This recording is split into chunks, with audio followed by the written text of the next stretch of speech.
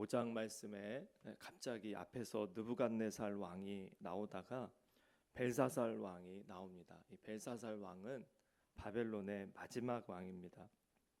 전성기 때 느부갓네살 왕에 이어서 이제 중간에 여러 왕들의 이야기가 나올 법한데 바벨론이 멸망하게 되었을 때 왕의 이야기가 일찍 나오게 되죠. 근데 이 4장 앞장에서 보면은 느부갓네살 왕이 조서를 내렸었습니다. 모든 백성들에게 뿐만 아니라 당시 모든 왕들 또 후대 왕들에게 향하는 교훈이었죠. 자기가 이렇게 통치하면서 겪어봤는데 자신이 최고 지도자고 가장 높은 곳에 있어서 모든 것을 다스리고 모든 권력을 가지고 있는 줄 알았지만 자신이 인생을 통해서 또 통치하면서 겪게 된 것은 뭐냐? 나보다 더 높으신 분이 계시다라는 겁니다. 자신이 하늘 높은 줄 모르고 교만했을 때 짐승과도 같은 삶을 내가 살았다. 그래서 그것이 하나님의 그 계획 속에서 하나님이 교만한 나를 깨닫게 하기 위해서 이런 일들을 허락하신 것, 그것을 분명하게 알지 않았습니까? 그러면서 자신이 왕위를 회복했었죠. 자, 이런 이야기를 한 다음에 바로 5장에 벨사살 왕, 바벨론의 마지막 왕의 이야기가 나오는 겁니다. 느부갓네살 왕의 이러한 충고에도 불구하고 그 충고를 무시하면 그 무시하는 왕에게 무슨 일이 일어나는지를 지금 말하고 있는 것이죠. 심지어는 그 제국이 멸망하는 종국을 맞이하게 된다라는 것을 말하고 있습니다. 오늘 본문에서는 벨사살 왕이 술잔치를 벌이는 장면으로 시작을 합니다. 적군의 군대로부터 포위당한 상태지만 워낙 바벨론의 그 도성이 견고했기 때문에 무슨 걱정할 것이 하나도 없었을 겁니다. 그래서 술을 마시든 뭘 하든 상관없이 그냥 퍼마시고 있었던 거죠. 마침 또 느부갓네살 시대에 예루살렘 성전에서 퍼왔던 탈취해왔던 성전 그릇들이 있었고요.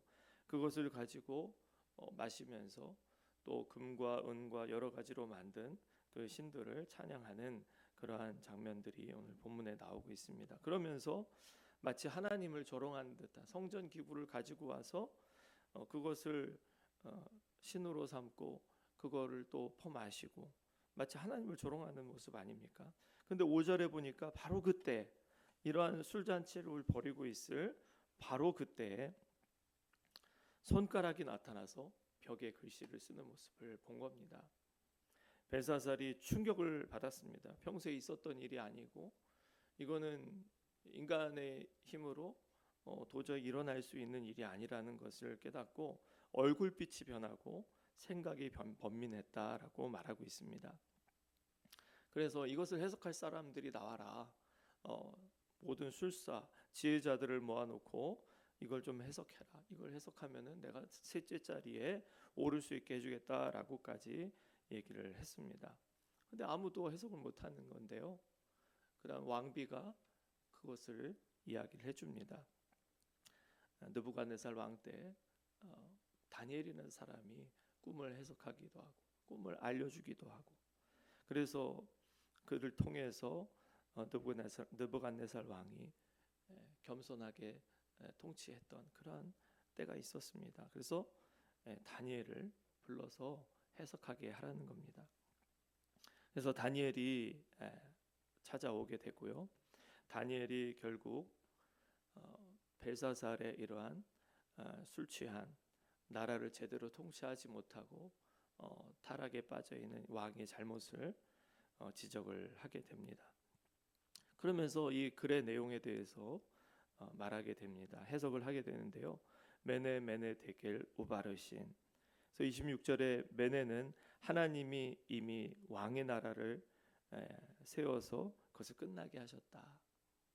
또 27절에 데겔은 왕을 저울에 달아보니 부족함이 보였다. 또 28절에 베레스는 왕의 나라가 메대와 바사 사람에게 둘로 나뉘어준 바 되었다라고 그렇게 말하고 있습니다. 그렇게 해석을 해줬어요. 자, 해석을 해줬다면 그것에 대한 반응이 있어야 되는데 그런 반응이 없습니다. 그리고 곧바로 벨사살은 이 해석을 듣고 너 해석 참 잘했다, 그걸로 끝나는 겁니다. 해석을 잘했다라고 하면서 다니엘을 셋째 통치자로 삼았지만 오늘 본문의 마지막 이야기는 바로 그날 밤에 벨사살이 죽임을 당했다라는 것이죠. 그리고 메대 사람 다리오가 나라를 얻었다라고 말하고 있어서 다니엘이 예언한 대로, 그 해석한 대로 이루어졌음을 말하고 있습니다. 벨사살 왕이 느부갓네살 왕도 아닌데 무슨 평가를 받냐라고 우리는 질문할 수도 있습니다. 그런데요, 벨사살 왕은 느부갓네살 왕의 아들로서 지금 오늘 소개하고 있습니다. 아버지라면 보고 배웠어야 되는 것이죠. 다니엘도 이것을 지적합니다. 22절에 보니까 벨사살이요, 왕은 그의 아들이 되어서 이것을 다 알고도 아직도 마음을 낮추지 아니하고 라고 했습니다. 아버지가 짐승처럼 지내는 그러한 것을 보지 못했겠습니까? 듣지 못했겠습니까? 그럼에도 불구하고 벨사살은 모른다고 핑계댈 수가 없는 것이죠. 그의 아버지의 통치 기간 동안 보고 듣고 배웠어야 되는데 그러지 못했던 겁니다. 느부갓네살은 모든 백성들, 심지어 제국의 모든 언어로 이 조서를 보내라고, 그래서 제국의 모든 나라 백성들이 보고 들을 수 있게끔까지 했음에도 불구하고 벨사살은 난 모른다, 그렇게 핑계댈 수가 없는 겁니다. 벨사살이 범한 내용들은요, 그냥 이방 나라에서 일어나는 일이 아니었습니다. 하나님의 백성들이 포로로 끌려온 그런 나라, 또 하나님의 성전에 있던 집기들이 조롱당하듯이 술잔이 되어버린 그런 상황이었습니다. 세상 나라의 왕이 왜 이스라엘 하나님의 공의로 통치를 받는가 질문할 수도 있겠죠. 그렇지만 분명히 느부갓네살이 밝혔습니다. 하나님은 하늘의 왕이다. 모든 나라를 통치하시는 왕이시다. 그는 패하실 수도 있고 세우실 수도 있는 분이시다라는 것을 분명하게 말했었습니다. 그래서 벨사살은요, 선대의 교훈을 중요하게 여기고 통치를 했어야 되는데 그렇게 하지 못했다는 겁니다. 벨사살의 통치를 재는 줄은 하나님께 있었기 때문에 하나님은 그를 심판하실 수 있었던 겁니다. 하나님은 모든 민족을 심판하시는 분이십니다. 하나님의 저울이 있습니다. 온 땅을 창조하시고 다스리시는 하나님께 모든 기준이 있기 때문에 하나님은 공의로 모든 민족을 다스리시는 분이십니다. 우리 인생에 기준이 있다라는 것을 잊지 마시기를 바랍니다. 하나님의 공의가 완성이 되는 곳, 바로 예수 그리스도의 십자가에서 공의가 완성되지 않았습니까? 하나님도 공의를 피할 수가 없었던 거예요. 아들을 바쳐야만, 아들을 죽음으로써 대속해야만 우리를 구원하실 수 있는 길이 있었던 겁니다. 그렇기 때문에 예수님이 구원의 기준이 되시는 것이죠. 예수님이 내가 곧 길이요 라고 하시면서 나로 말미암지 않고는 아버지께로 올 자가 없다고 했습니다. 왜 그렇습니까? 예수님이 왜 길이십니까? 그 뒤에 나오는 말씀, 내가 곧 길이요 진리요 생명이니, 예수님이 진리요 생명이시기 때문입니다. 그 길에서 벗어나면 진리가 아니고요, 생명을 얻을 수가 없습니다. 그래서 우리도 우리의 삶의 기준이 예수님이 되어야 됩니다. 하나님의 아들 예수님께서 우리의 삶의 기준이 되어서 예수님을 따라가고 예수님을 닮아가야 되는 것이죠. 그 길에서 벗어나면 생명이 없습니다. 진리가 아니고 거짓입니다. 예수님이 아닌 다른 것을 강조하면 이단이 되고 사이비가 되는 것이죠.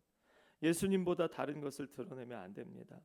예수님이 말씀하신 것이 기준이 되고 예수님이 걸어가신 길이 기준이 되어야 되는 것이죠. 저도 예수님을 따라 걷기를 소망합니다. 저와 여러분 모두가 예수님의 말씀, 하나님의 말씀, 예수님의 삶이 기준이 되어서 늘 깨어있는 주의 종들이 될 수 있기를 주님의 이름으로 축복합니다. 기도하겠습니다. 하나님 아버지, 벨사살 왕이 아버지 때에 있었던 그러한 고난과 힘든 그러한 어려웠던 상황 속에서 다시 구원받아 하나님을 고백하고 모든 민족이 알 정도로 그렇게 하나님을 예배하고 하나님을 의지해서 통치하라고 말했음에도 불구하고 술 취하고 교만하여서 그 아버지 때에 있었던 일들을 까맣게 잊어버린 채로 교만하게 통치했던 그런 모습들을 보았습니다. 하나님, 우리의 모습이 그렇지 않기를 원합니다. 하나님, 우리도 깨어있게 해주시고 술 취하고 세상에 취하고 세상의 가치를 따라 사는 어리석은 자들이 아니라 정말 하나님의 말씀의 가치를 따라 사는 예수 그리스도가 우리의 삶의 중심이 되어서 예수님의 말씀을 벗어나지 않고 예수님의 삶을 닮아가기를 즐거워하고 힘쓰는 주의 종들이 다 되게 해 주시옵소서. 예수님의 이름으로 기도합니다. 아멘.